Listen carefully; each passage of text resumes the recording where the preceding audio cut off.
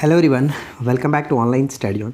देखिए, ये जो टॉपिक मैं आप लोगों के साथ शेयर करने वाला हूँ, पृथ्वी की गतियाँ, जहाँ से चाहे कोई भी एग्ज़ाम हो, चाहे आप कोई किसी भी एग्ज़ाम के लिए प्रिपरेशन कर रहे हैं, डेफिनेटली यहाँ से क्वेश्चंस पूछे जाते हैं। और इसके कुछ कुछ और भी एक्स्ट्रा चीज़ें हैं, जैसे कि पृथ्वी की गतियों में देखने को मिलता है घूर्णन, जिसे हम दैनिक गति भी कहते हैं। वार्षिक गति एक होता है जिसे हम लोग परिक्रमण कहते हैं।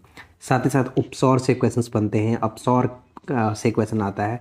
विषुव किसे कहते हैं, विषुव के अंदर क्या क्या चीज़ें होती हैं, इन सभी चीज़ों को हम इस वीडियो में देखने वाले हैं। और ये नोट्स फॉर्मेट मैंने आप लोगों को पीडीएफ फॉर्मेट में प्रोवाइड भी करा दिया है अपने एएसओ वाले बैच में। तो जो लोग नहीं जुड़े हैं, जाकर के आप एप्लीकेशन पर जुड़ सकते हो। तो ज़्यादा समय ना लेते हुए चलिए इस वीडियो को शुरू करते हैं। आप एंड तक वीडियो को देखिए और आराम से सभी चीज़ों को समझिएगा, क्योंकि यहाँ से बहुत बार क्वेश्चंस पूछे गए।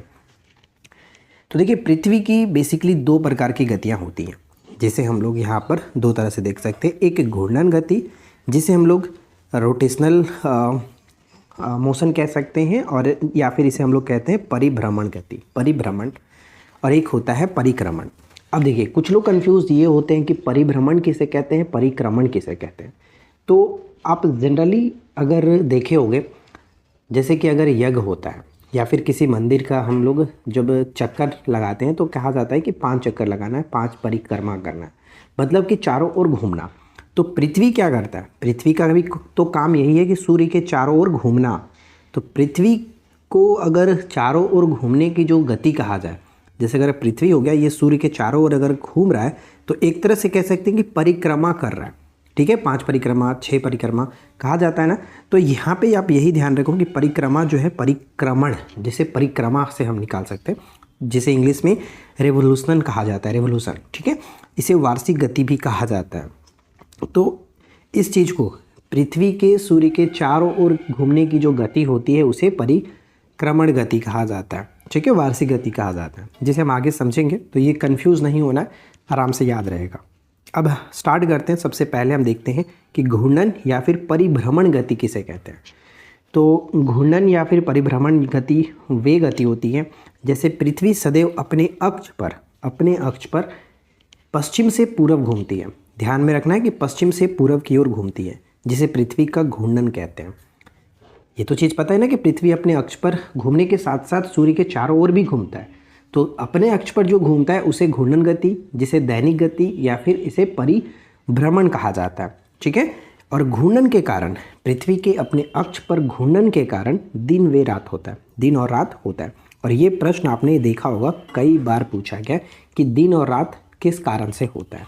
तो पृथ्वी का अपने अक्ष पर घूर्णन के कारण दिन और रात होता है, और इस गति को दैनिक गति भी कहते हैं, जिसकी अवधि होती है 23 घंटे 56 मिनट 4 सेकेंड। 23 घंटे 56 मिनट 4 सेकेंड। एक प्रश्न ये पूछा जाता है, अगर आपसे पूछे कि पृथ्वी मतलब कि सूर्य हमेशा पूरब से ही क्यों उगता है, क्यों निकलता है। मतलब जनरली आप अगर कोई पूछ ले कि सूर्य हमेशा पूरब से क्यों ही निकलता है, क्योंकि पश्चिम से पूरब की दिशा में पृथ्वी घूमती है। तो यही बस आपको जवाब देना है कि सूर्य हमेशा पूरब से ही उदय होता है, क्योंकि पृथ्वी हमेशा पश्चिम से पूरब घूमती है। क्वेश्चन अगर आपसे पूछा जाए तो यही आप आंसर टिक करना। ठीक है, अब आते हैं हम लोग परिक्रमण गति पर या फिर वार्षिक गति पर। समझ में आ गया कि परिभ्रमण गति या फिर घूर्णन गति किसे कहते हैं। घूर्णन अपने अक्ष पर पृथ्वी जो घूमती है उसे कहते हैं, जिसे दैनिक गति भी कहते हैं। अब आता है परिक्रमण यानी परिक्रमा। परिक्रमा मतलब चारों तरफ घूमना। तो पृथ्वी अपने अक्ष पर घूमने के साथ साथ सूर्य के चारों ओर एक दीर्घवृत्तीय मार्ग पर लगभग 365 दिन 6 घंटे में एक चक्कर पूरा करती है। यानी जो पृथ्वी है, दीर्घवृत्तीय गति अगर ये देखा जाए तो कुछ इस तरह से हो जाएगा। ठीक है, दीर्घवृत्ताकार आपने पढ़ा होगा मैथ में। तो ये पृथ्वी की गति है और ये सूर्य हो गया।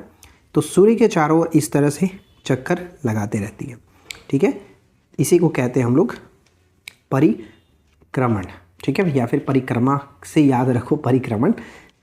आगे बढ़ते हैं। आज हम बात करने वाले हैं बिहार डीएलएड संयुक्त प्रवेश परीक्षा 2025 के बेस्ट बुक के बारे में, जो कि चक्षु पब्लिकेशन की तरफ से आती है।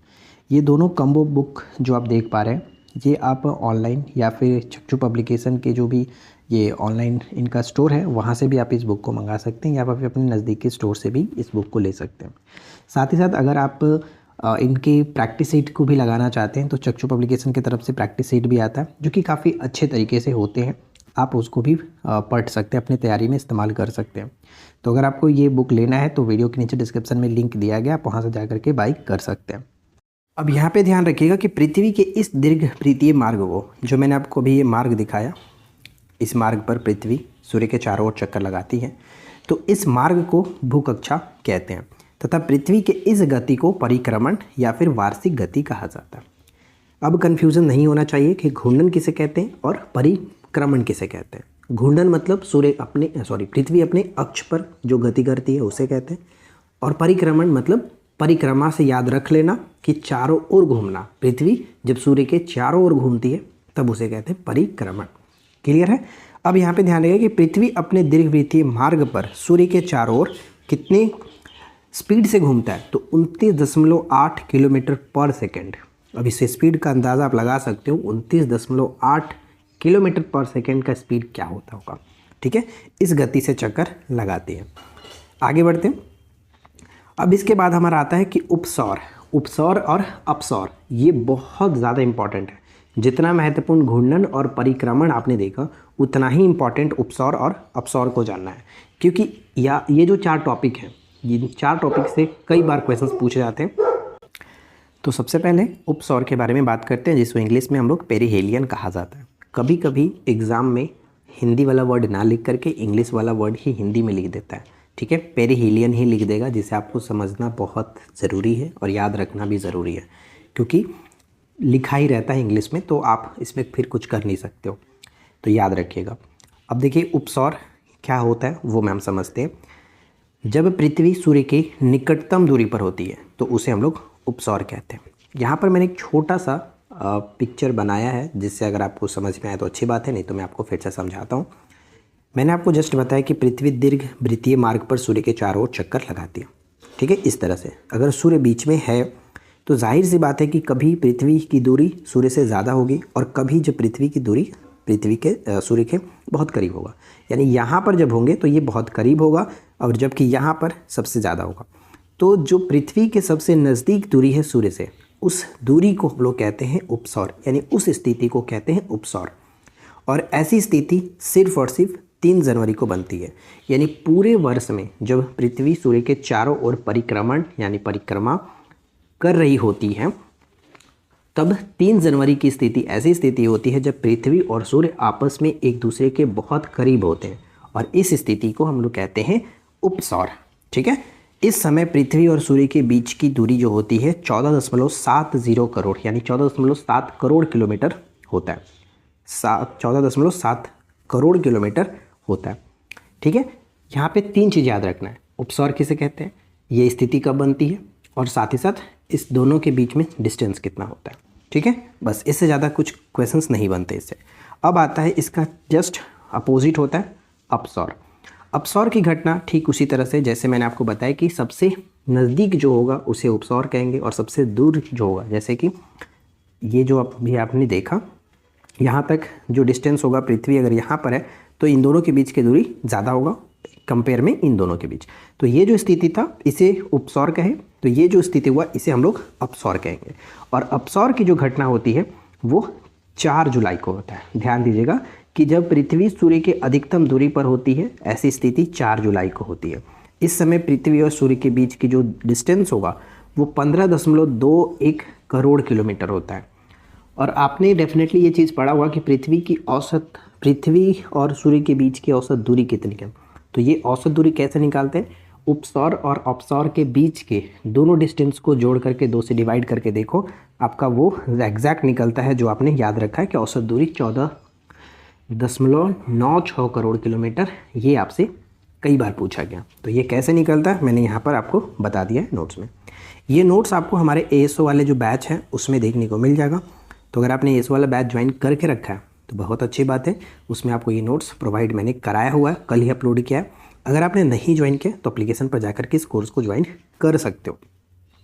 अच्छा, अब यहाँ पे आता है कि उपसौर और अपसौर को मिलाने वाली काल्पनिक जो रेखा है सूर्य के केंद्र से गुजरती है, उसे किस नाम से जानते हैं? उसे एप्साइड रेखा कहते हैं। ये क्वेश्चन ज़्यादातर पूछा नहीं जाता लेकिन याद रख लेना। अब आता है ऋतु परिवर्तन। तो देखिए ऋतु परिवर्तन के मुख्य दो कारण होते हैं। एक तो पहला कारण पृथ्वी पर ऋतु परिवर्तन मुख्य कारण जो है पृथ्वी का अपने अक्ष पर यानी पृथ्वी का झुका हुआ अक्ष, और दूसरा होता है उसकी सूर्य से के चारों ओर परिक्रमा। तो ये दो कारण ही पृथ्वी पर ऋतु परिवर्तन के कारण बनते हैं। पहला जो है पृथ्वी का झुका हुआ अक्ष जो है वो कैसे बनता है? तो पृथ्वी अपने अक्ष पर 23.5 डिग्री, डेफिनेटली आप जानते हैं 23.5 डिग्री झुकी हुई है। यह झुकाव महत्वपूर्ण भूमिका निभाता है क्योंकि यह तय करता है कि सूर्य की किरणें पृथ्वी के किस हिस्से पर सीधी पड़ेगी।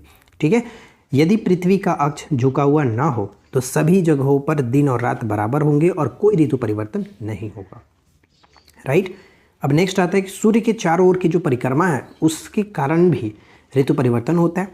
जाहिर सी बातें होता ही है, पृथ्वी सूर्य के चारों ओर 365.25 यानी कि 365.25 दिन, कहने का मतलब क्या हुआ? 365 दिन और 6 घंटा। इसका मतलब ये हुआ 365 दिन 6 घंटे दिन में परिक्रमा करती है। यानी परिक्रमा मतलब सूर्य के चारों ओर घूमती है इतने समय में। परिक्रमा करते समय झुका हुआ अक्ष यह निर्धारित करता है कि पृथ्वी के किस हिस्से पर सूर्य की किरणें अधिक समय तक और सीधी पड़ेगी। इनका परिणाम यह होता है कि अलग अलग समय पर अलग अलग गोलार्ध पर गर्मी, सर्दी, बसंत और पतझड़ जैसी ऋतुएं होती हैं। ठीक है, तो बस यही दो चीज़ आपको याद रखना है कि किस कारण से ऋतु परिवर्तन होता है।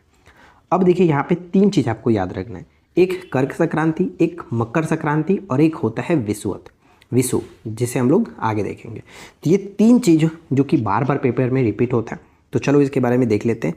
कर्क संक्रांति क्या होता है? 21 जून को सूर्य कर्क रेखा पर लंबवत चमकता है। इस स्थिति को कर्क संक्रांति या फिर ग्रीष्म अयनात कहा जाता है। कर्क संक्रांति अगर देगा तो बहुत लोग आराम से टिक कर लेंगे, लेकिन क्वेश्चंस को अगर थोड़ा सा टफ करना है तो वहाँ पे ग्रीष्म अयनात लिख दे तो फिर आप मतलब बहुत कम लोग होंगे जो इस क्वेश्चंस को सही कर पाए। तो ये चीज़ ध्यान रखिएगा, कभी कभी कुछ आपको नया चीज़ भी सीख करके रखना है। तो ग्रीष्म अयनात किसे कहते हैं? तो बस कर्क संक्रांति है, उसी को कहते हैं, जो 21 जून को होता है। इस दिन उत्तरी गोलार्ध में सबसे बड़ा दिन होता है और सबसे छोटी रात होती है। मैं आपको एक छोटा सा आगे ट्रिक बताऊंगा, समझाने की कोशिश करूंगा, जिससे आपको ये समझ में आ जाएगा कि उत्तरी गोलार्ध में कौन सा मतलब 21 जून को कहाँ सबसे बड़ा होगा, 22 दिसंबर को कहाँ बड़ा होगा, ये आपको आराम से याद हो जाएगा। बस उसके लिए चिंता मत करो। इसके विपरीत दक्षिणी गोलार्ध में इस दिन सबसे छोटा दिन और सबसे बड़ी रात होगी। ठीक है, शॉर्ट में याद रखना है कि उत्तरी गोलार्ध का सबसे बड़ा दिन 21 जून को होता है और दक्षिणी गोलार्ध का सबसे बड़ा दिन 22 दिसंबर को होता है। आगे बताऊंगा कैसे याद रखना है।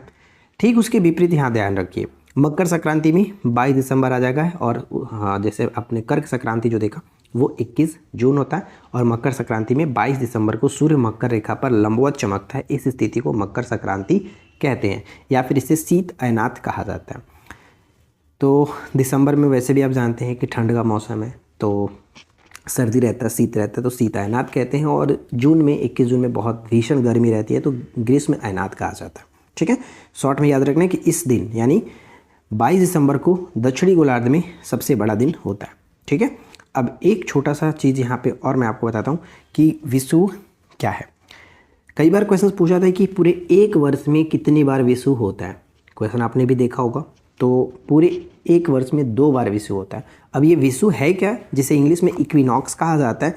यह पृथ्वी की वह स्थिति है जब सूर्य विषुवत रेखा पर लंबवत चमकता है तथा इस दिन सर्वत्र दिन और रात दोनों बराबर होते हैं, यानी दिन और रात दोनों इक्वल होता है। और ऐसी स्थिति सिर्फ और सिर्फ पूरे वर्ष में 2 बार होती है। और वो 2 बार कौन से तारीख है? तो पहला 21 मार्च को बसंत विषु जिसे कहते हैं और 23 सितंबर जिसे शरद विषु कहा जाता है। यही 2 इक्विनॉक्स होते हैं पूरे एक साल में। ठीक है, ये डेट याद रखना है अच्छे से क्योंकि कंफ्यूज नहीं करना, पेपर में पूछा जाता है, इसलिए मैं आप लोगों को बता देता हूँ। ठीक है, पूरे वर्ष में 2 बार विषु होता है, 21 मार्च और 23 सितंबर। अब छोटा सा मैं आपको एक चीज़ बताता हूँ जैसे आप याद रख पाओगे, सबसे बड़ा दिन छोटा दिन वाला, बस थोड़ा ध्यान से समझिएगा। देखिए, अगर हम कैलेंडर लेते हैं, कैलेंडर को 2 भागों में बांट लो। ऊपर में अगर हम जनवरी से स्टार्ट करते हैं, नीचे जाते हैं जून तक, ठीक है। और फिर इस कैलेंडर को मैं ऊपर में 6 भाग रख देता हूँ और नीचे फिर जुलाई से लेकर के नीचे कर देता हूँ दिसंबर तक 1 भाग, ठीक है। तो इधर से 6 मंथ और ऊपर से 6 मंथ, क्लियर है। तो मान के चलो कि ये हमारा उत्तरी गोलार्ध हो गया और ये हमारा दक्षिणी गोलार्ध हो गया, नॉर्थ हेमिस्फीयर और ये साउथ हेमिस्फीयर। उत्तरी गोलार्ध में आपने क्या देखा, उत्तरी गोलार्ध में सबसे बड़ा दिन होता है 21 जून को, ठीक है। यानी ऊपर वाला चीज़ को ऊपर में ही रखो और नीचे वाले चीज़ को नीचे रखो। दक्षिणी गोलार्ध में सबसे बड़ा दिन 22 दिसंबर, यानी सबसे लास्ट वाला जो है आपका जून में 21 जून और ये 22 दिसंबर सबसे लास्ट में। तो आप देखो कि अगर आप इस दो चीज़ों को ऊपर में और दो तरह से डिवाइड कर देते हो तो ऊपर वाला चीज़ ऊपर ही रह जा रहा है, जून का ऊपर नॉर्थ में चल गया और दक्षिण वाला जो दिसंबर हमने बात किया वो नीचे चले गया। और ऐसे भी याद रख लेगा कि दक्षिण जब बात करें तो दक्षिण को जब द लिखते हैं तो दिसंबर भी तो द से ही लिखते हैं ना। तो ये भी तो याद रहेगा कि 22 दिसंबर वाला जो डेट है वो हमारा दक्षिणी गोलार्ध के सबसे बड़े दिन की बात कर रहा है और सबसे छोटा दिन हो जाएगा। अगर आपसे घुमा करके क्वेश्चन पूछ ले कि उत्तरी गोलार्ध का सबसे छोटा दिन कब होगा, उत्तरी गोलार्ध में सबसे छोटा दिन कब होगा, तो आप जानते हैं कि उत्तरी गोलार्ध में सबसे बड़ा दिन होता है 21 जून को। तो आप डेफिनेटली कहेंगे कि 22 दिसंबर को सबसे छोटा दिन होगा उत्तरी गोलार्ध में, ठीक है, क्लियर होगा। तो यही चीज़ समझना था। और अभी हमने जो 4 डेट के बारे में बात किया, 21 जून, 22 दिसंबर, 21 मार्च और 23 सितंबर, ठीक है, यही 4 डेट हमने बात किया है। और साथ में एक और चीज़ देखा था 3 जनवरी और 4 जुलाई। तो सबके बारे में एक बार देख लेते हैं। 21 जून को क्या है, उत्तरी गोलार्ध का सबसे बड़ा दिन। 22 दिसंबर क्या है, दक्षिणी गोलार्ध का सबसे बड़ा दिन। 21 मार्च क्या है, तो वसंत विषु। 23 सितंबर को क्या है, जो कि शरद विषु। 3 जनवरी को क्या होता है, जिसे हम लोग उपसौर कहते हैं, पृथ्वी और सूर्य के बीच की दूरी न्यूनतम होती है। और 4 जुलाई को अपसौर कहते हैं, पृथ्वी और सूर्य के बीच की दूरी अधिकतम होती है। तो ये 6 डेट अच्छे से याद रखिएगा, पृथ्वी की गति पर जो कि ये इफेक्ट रख पड़ता है और यहाँ से क्वेश्चंस पूछे जाते हैं। उम्मीद करता हूँ कि ये छोटा सा वीडियो आपके लिए हेल्पफुल रहा होगा। पसंद आया हो तो लाइक एंड शेयर करिएगा। चैनल पे पहली बार आए तो सब्सक्राइब करके नोटिफिकेशन बेल आइकन को ऑल पे सेट कर लीजिएगा। मिलते हैं नेक्स्ट वीडियो में नए टॉपिक के साथ। Thanks for watching, keep learning, have a good day.